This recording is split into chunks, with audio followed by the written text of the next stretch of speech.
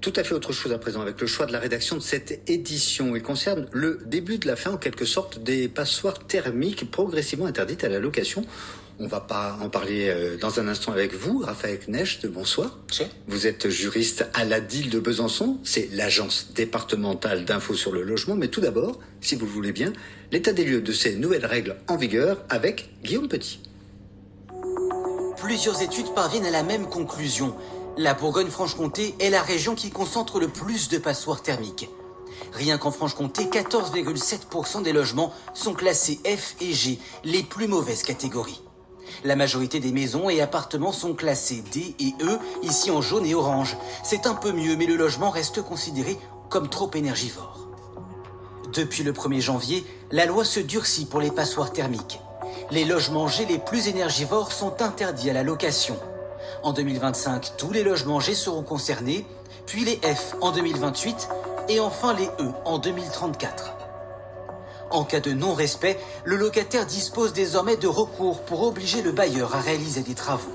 Mais il y a des exceptions. Pas de sanctions en cas de contrainte architecturale ou patrimoniale ou si les travaux ont été bloqués par les autres propriétaires de l'immeuble. Enfin, les locations saisonnières ne sont pas concernées pour le moment, mais le gouvernement y réfléchit. Objectif, empêcher certains propriétaires de contourner la loi en transformant leur logement en location touristique.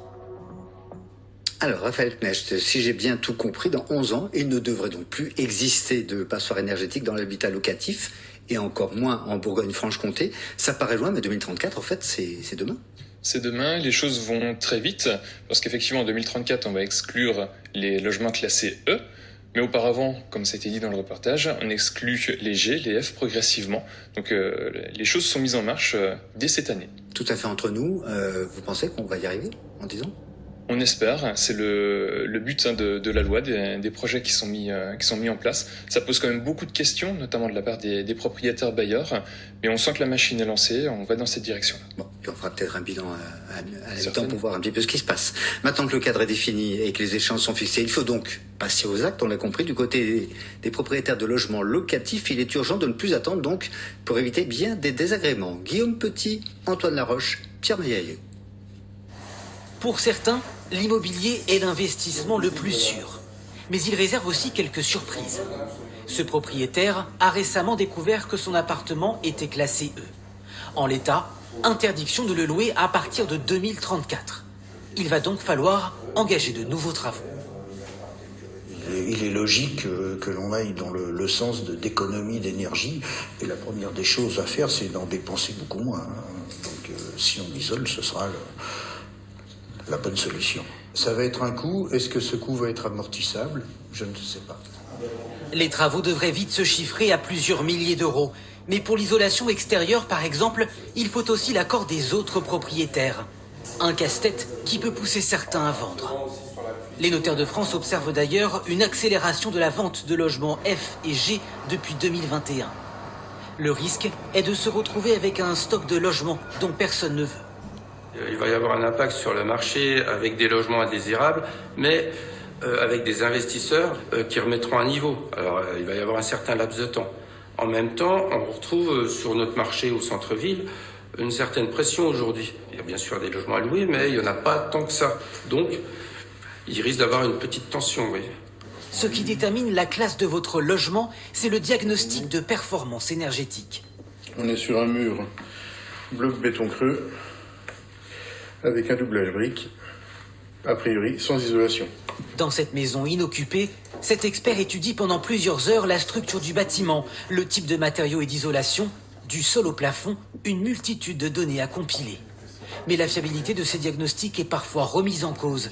En l'absence du dossier du constructeur, impossible d'accéder à toutes les informations. J'ai pas le droit de faire un trou dans le mur pour savoir ce qu'il y a dans mon mur. Je suis capable de déterminer la structure de mon mur, on l'a vu tout à l'heure, on est sur un bloc béton et on est sur un doublage brique à l'intérieur. Mais entre cette brique et ce bloc béton, je peux avoir rien, une lame d'air, ou éventuellement je peux avoir un isolant. Résultat, cette maison est classée F. Les propriétaires ont jusqu'en 2028 pour faire des travaux.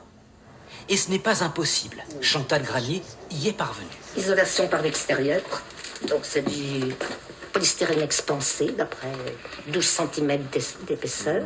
Malgré de petites retraites, elle et son mari ont pu rénover leur logement de fond jusqu'au comble et faire installer une pompe à chaleur. 75% des travaux ont été financés grâce aux aides, dont la prime Rénov'.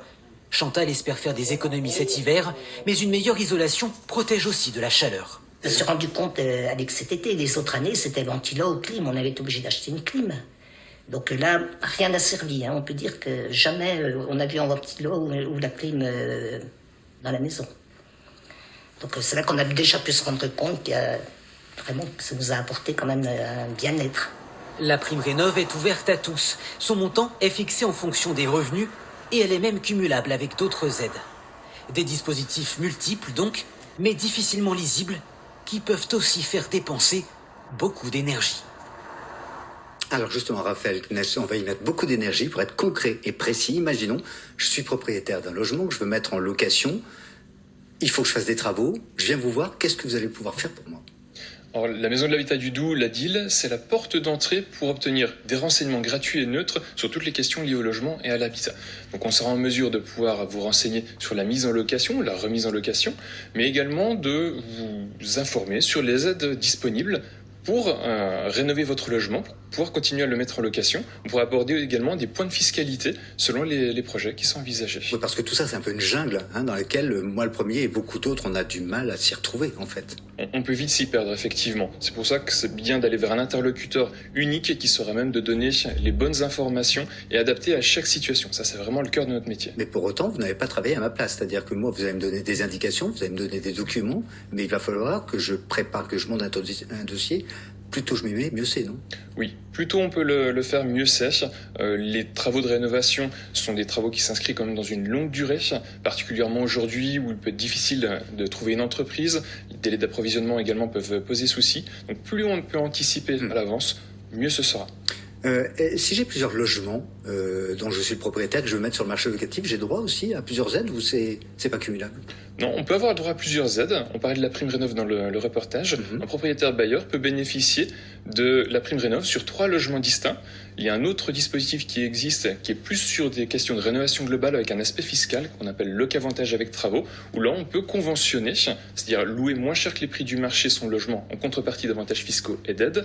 Et ça, on peut le faire avec autant de logements qu'on le souhaite. Alors une fois que j'ai fait et que j'ai ce diagnostic qui va me permettre de démontrer que mon logement n'est plus une passoire, je vais me mettre à la place du locataire. Je fais face à un propriétaire qui est plutôt réticent et qui ne veut pas me donner ce document. Est-ce que je peux faire pression sur lui, pour le coup en prenant le risque de passer pour quelqu'un qui va lui poser des soucis et de me voir l'appartement me passer sous le nez ?